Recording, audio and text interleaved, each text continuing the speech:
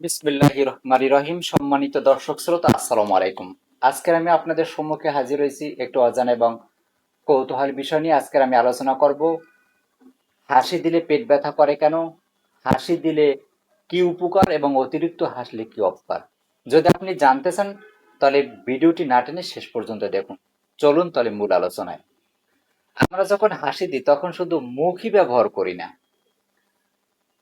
আমরা যখন হাসি দিই তখন আমাদের যে পেটের পেশিগুলো বারবার সংকুচিত হয় এবং প্রসারিত হয়।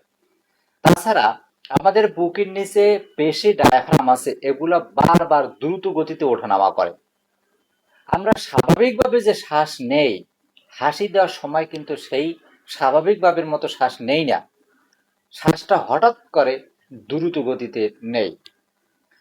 এখন আমরা যখন হাসি দিই তখন কিন্তু আমাদের পেশিগুলো কাজ করে, দ্রুত গতিতে কাজ করে, পেশিগুলোর উপরে চাপ পড়ে, যার কারণে আমাদের পেটে ল্যাকটিক অ্যাসিড জমে। এই ল্যাকটিক অ্যাসিড জমার কারণে পেশিগুলো বারবার ওঠানামা করার কারণে পেশিগুলো দুর্বল হয়, ক্লান্ত হয়, যার কারণে ব্যথা হয়।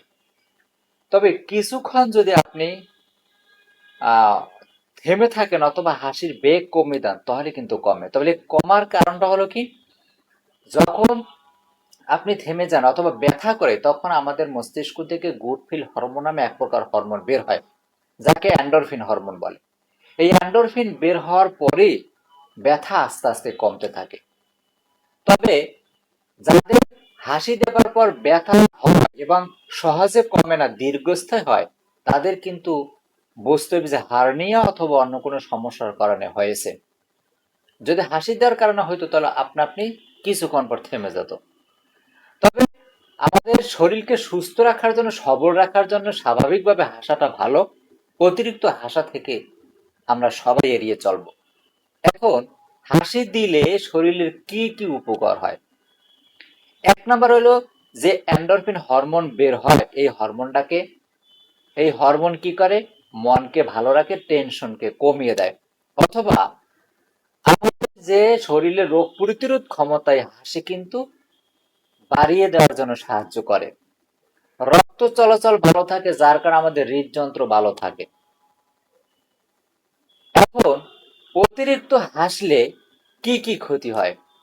এক নম্বর হলো আপনার পেটে ব্যথা করবে, বুকে ব্যথা করবে, শ্বাসকষ্ট হবে, অক্সিজেন কমে যাবে, মাথা ঘুরোতে পারে। যাদের হাঁপানি অথবা হার্টের সমস্যা আছে তাদের মারাত্মক ক্ষতি হতে পারে। এখন আমাদের কি করতে হবে,